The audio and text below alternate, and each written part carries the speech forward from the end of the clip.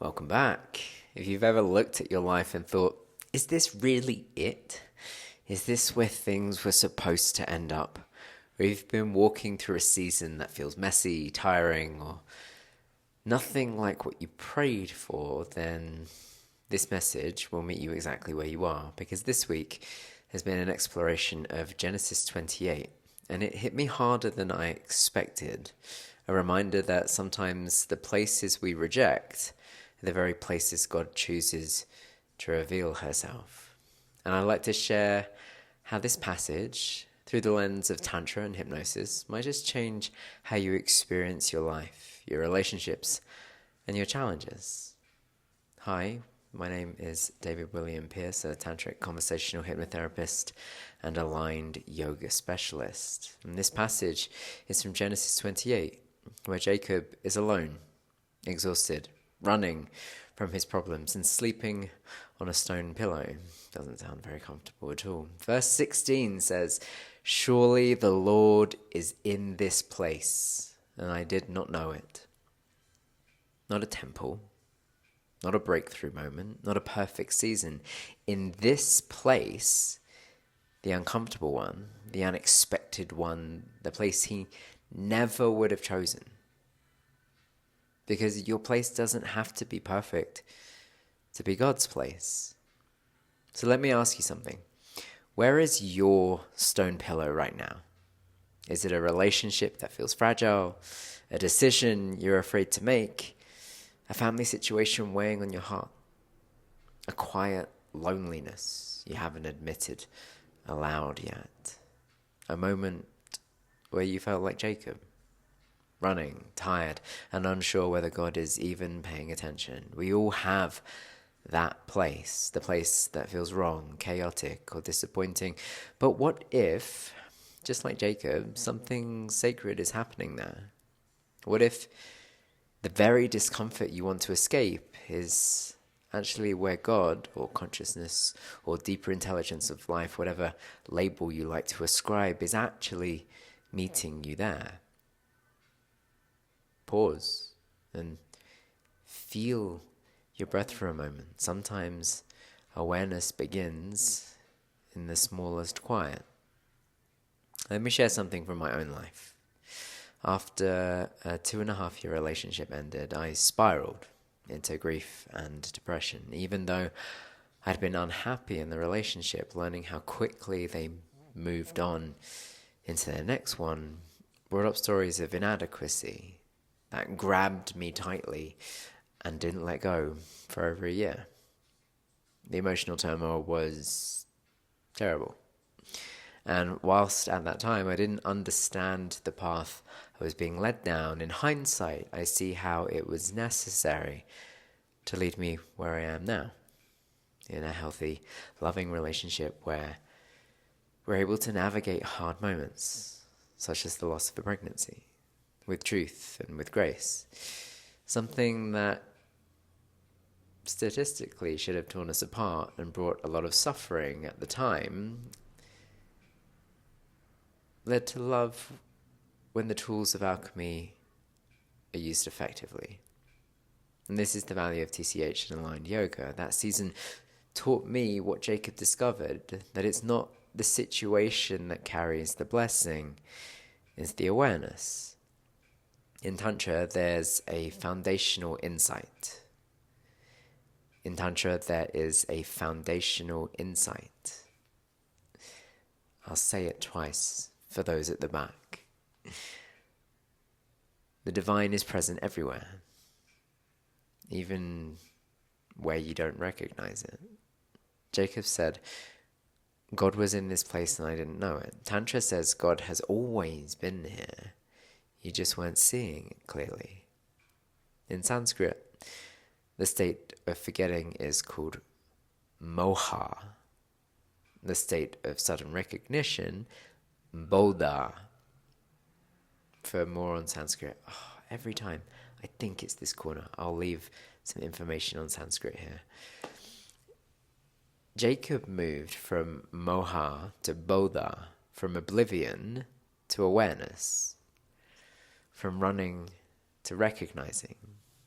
And that shift changed the meaning of the entire moment.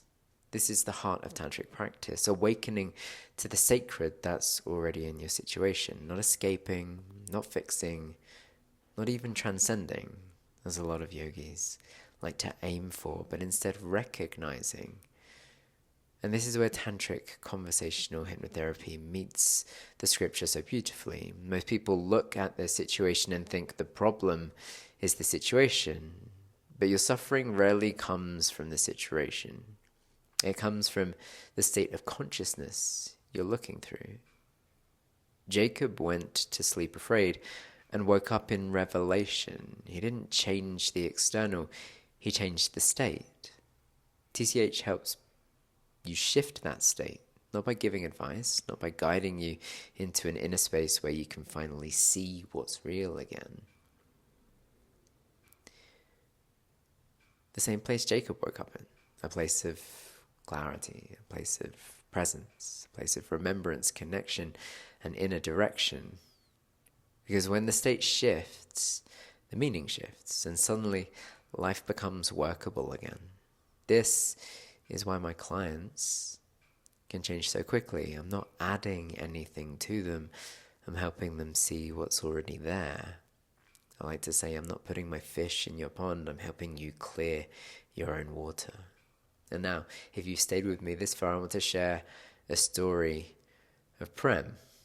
And this story is exactly about what Genesis 28 is teaching us. It's called Prem and the Ladder of Dust. It's to support with feeling trust when you're struggling with uncertainty and self-doubt. The accompanying mantra is surrendering trust. It starts, "Dear adventurer." Prem was stuck. Not in a dramatic way, more like a slow fog. There was a path ahead, but every step seemed to lead into thicker mist. He sat down by the river. "What if I take the wrong next step?" he whispered to the quiet. An old woman was nearby, as they are, sweeping dust into patterns, as they do. She looked up and said, "Even if your step feels messy, take it. The pattern will only make sense once you're looking back." Prem frowned. "But how do I know it's not just me messing things up?" The woman smiled. "It is. And it's also God. The ladder starts in the dust, remember? The angels don't descend, they ascend. God does his best work in the mess." Prem picked up a pebble, took one breath, one step. The fog didn't clear, but their heart did. Surrendering trust. Take a moment, let the story breathe, let it land beneath the thought. It's designed to work at the subconscious level. And like Jacob, Prem discovers that the place he wanted to escape was the very place holding the blessing. The threshold he feared was the gate of remembrance. The discomfort he hated was the doorway to clarity. And the mantra from this week, surrendering trust.